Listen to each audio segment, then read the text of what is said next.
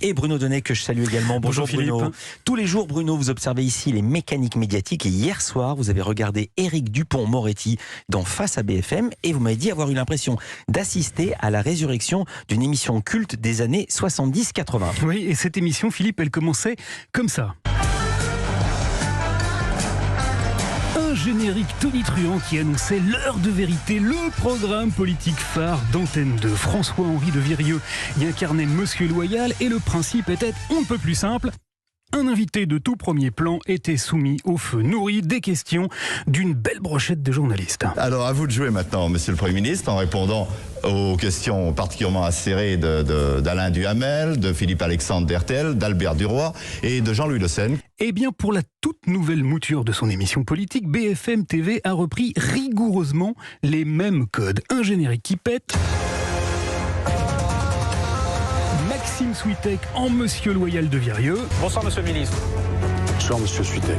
Un invité vedette de la vie politique et une bande de journalistes chargés de le passer à la question. Cécile Denré, Philippe Corbet, Apolline de Malherbe, Bruce Toussaint et Roselyne Dubois. J'ajoute que dans un souci du détail quasi ultime, BFM TV a même ressuscité les questions posées au standard. Vous vous souvenez, Philippe, du fameux SVP? Mais oui. Eh bien, aujourd'hui, il a certes été remplacé par les réseaux sociaux, mais écoutez bien les mots choisis par le journaliste chargé de les relayer. Julien Mielcarrec est donc de retour sur ce plateau pour nous dire ce qui fait réagir ce soir sur les réseaux. Oui, Julien. beaucoup de réactions, Maxime. Beaucoup de réactions qu'il a dit, une formule qui rappelle celle qu'employait systématiquement le préposé au standard des années 80, un certain Jean-Louis Le Senne, qui débutait toutes ses interventions en ces termes. Beaucoup de questions ici à SVP pour votre première grande émission politique télévisée depuis que vous avez été nommé Premier ministre. Voilà, alors toutes ces analogies n'ont pas empêché échapper même au ministre de la Justice, qui n'a pas manqué de faire observer qu'il avait dû batailler ferme devant autant de force en présence. Bon, c'est quand même punchy, ce quintuple, sextuple interrogatoire. Alors maintenant, Philippe, vous allez me demander, est-ce que, comme le Canada Dry, parce que l'émission de BFM TV avait la couleur de l'heure de vérité, elle était aussi réussie? Eh bien, je vous répondrai... Oui, je l'ai trouvé absolument épatant. D'abord parce que j'ai beaucoup aimé qu'on revienne aux fondamentaux du journalisme, des questions, rien de des questions, pas d'invité mystère à la con ou de séquence gnangnan avec des soi-disant vrais gens. Et ensuite parce que si le ministre de la Justice y a été très bon, s'il avait manifestement bien huilé ses formules... Je suis pas dans un moule parce que sinon je ressemblerais à une tarte.